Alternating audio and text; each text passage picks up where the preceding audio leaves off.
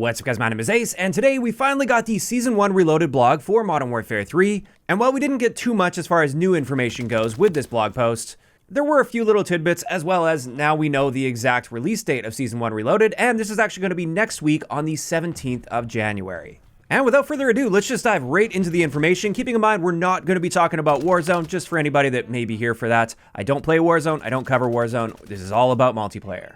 And the first thing to point out here is the new map, Rio, is coming to the game, and I've actually got a little bit of gameplay on Rio from when I got to visit the Sledgehammer studio just before Season 1 launched. And I'm definitely looking forward to playing this map. I think I only managed to play like a game and a half on Rio, so I do want to get some more hands-on time with that.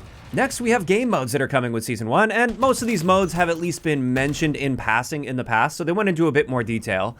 The first mode that's coming with the Reloaded update is Team Gunfight. And with this, instead of it being 2v2 where you're limited to the gunfight maps that were made specifically for gunfights, this is actually going to be a 6v6 version of gunfight on the regular 6v6 maps. Now with this, all of the players will be spawning in with the exact same loadout, and it will be a randomized loadout at the start of each round, and those loadouts will rotate as you go throughout the match as well. And essentially from there, it's just like gunfight. You have to eliminate the enemy team before they eliminate your team, and it's a round-based mode. Then it looks like Headquarters is going to be returning as a mode, and this is a mode we've seen for many, many years in Call of Duty. But for those of you guys that aren't familiar with Headquarters, with this, the objective point will rotate around the map, and essentially once that objective point becomes active, you have to capture that objective, and once you do, that's when you start getting points for your team. However, the moment you capture that, now your team doesn't get to respawn until the enemy team recaptures that from you, or kind of destroys it, or just stops the headquarters.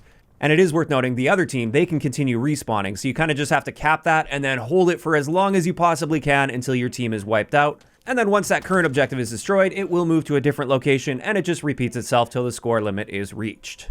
And then finally, for modes that are coming with the Season 1 Reloaded update, we've got Infected. And with this, we didn't really get any additional details as to how they plan on handling Infected, but this is going to be the standard version of Infected, not like that holiday version we had where the Infected players had snowballs. For me personally, I always really look forward to Infected. It's always nice to go to that place where it's just super chill. It doesn't matter if you get infected or if you survive, at least in my experience. I like playing as both. And it's just a nice laid-back experience where you don't have to be focusing like you're on the main stage of a tournament.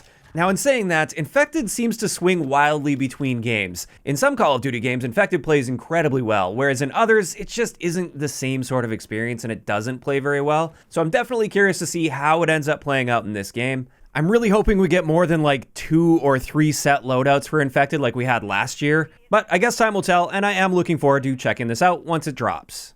After that, we're going to have a mini event with the Season 1 Reloaded update, and this is a collaboration with The Boys.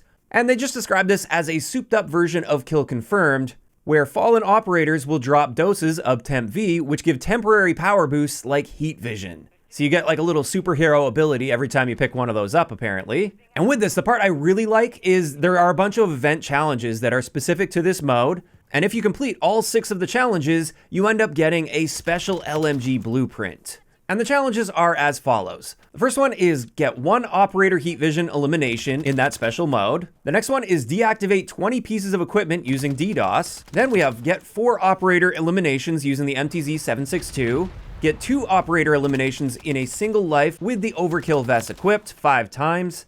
Then you have to get 15 operator akimbo eliminations. And then finally, you have to get 7 operator eliminations using lethal equipment. So all of these seem like pretty simple challenges to complete. Anybody can easily hop on and get these done. And personally, I really like events like this, especially ones that have unique challenges instead of just earn a certain amount of XP, which is the current event that we have right now. This one actually requires you to think a little bit about what you're doing in order to complete that challenge. It's not just going to get completed by playing the game normally.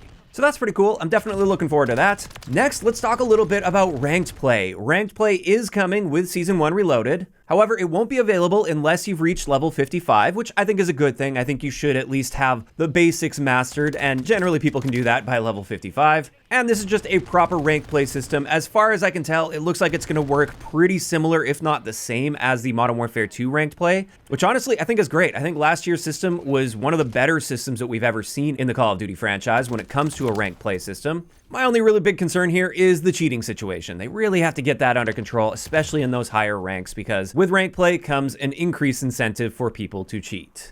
But then finally, with the Season 1 Reloaded update, we are getting 2 new guns. We're getting the HRM-9 SMG, and they describe this as having a high fire rate and excellent handling and mobility. So presumably not dealing a high amount of damage per shot, but you get a high fire rate and it's very mobile. And with this one, they have confirmed this will be available with just an Armory Unlock challenge. And then for the second gun that we're getting with Season 1 Reloaded, this is the TAC Evolver LMG. And this is a multi-caliber LMG, so you can swap between 7.62 or 5.56 with, it looks like, just one attachment change. And with this one, it's going to be unlockable with a weekly challenge. Which, speaking of weekly challenges, the new weekly challenge was activated today for the AMR-9. It's that double barrel kit. And unfortunately, just like with the tier aftermarket part from a few weeks ago, this doesn't actually unlock once you complete the challenge. Now, this has already been added to the Trello board, so they're aware of it and working on a fix. Hopefully they can get this as well as the tier aftermarket part updated, because it is kind of frustrating that they add something new to the game only for you to unlock it and not actually be able to use it. And not only that, but in the case of that Jack Beholder kit, it's been several weeks now where we've had it unlocked, but we can't use it. Now, I'm hoping that's just due to the fact that most of the devs have just been on holidays, and that's why it's taken them so long to get around to fixing this, because I really don't want to see this happen going forward in the future. I feel like these weekly unlocks should be really exciting because it's new playable content, but it's definitely not that exciting when you can unlock it and there's no chance for you to actually use it until an unspecified date in the future when it gets fixed. So basically, my big hope here is they can just figure out exactly what's causing this issue. I'm assuming it's the same issue for both of these. It's causing the same thing, so that we don't end up seeing this happen again going forward. In either case, that's pretty much everything I'm going to cover in today's video, because that's what we saw in the blog post. Keep in mind with these blog posts, this is mainly just outlining the content and events and things that we can expect to see with the update. However, they almost never go into any detail about the actual patch that's going to take place as well. That information tends to come like just before the update, like either the day before or sometimes even the morning of the update. And honestly, that's the thing I'm most excited to see. I mean, this content's looking pretty good for a Reloaded update, and I am excited to check all this new stuff out, but I'm much more excited to see what kind of weapon balancing will take place, if any, with the update next week. And more importantly, a huge thing that I'm hoping they manage to get on top of for next week's update is spawns. This is still the biggest issue in the game, at least in my opinion, and it's frustrating because they were working just fine, but something broke before the holidays, and it's been a very frustrating experience trying to play this game since that happened. So I am hoping that they can figure out what went wrong whenever that update went live, and I am hoping we'll see some noticeable improvements to the spawns with next week's Season 1 Reloaded update. Now, of course, these are just my thoughts and hopes for Season 1 Reloaded, and this is where I want to hear from you guys in those comments down below. How are you feeling in general about the Season 1 Reloaded update? Are you guys excited for things like ranked play to be coming, or the limited time events, or the new weapons, or the new map? And on top of that, what other changes or fixes are you hoping to see with the big update next week? If you enjoyed the video, a like rating is always appreciated, and don't forget to subscribe for more if you haven't already. I'll talk to you guys next time.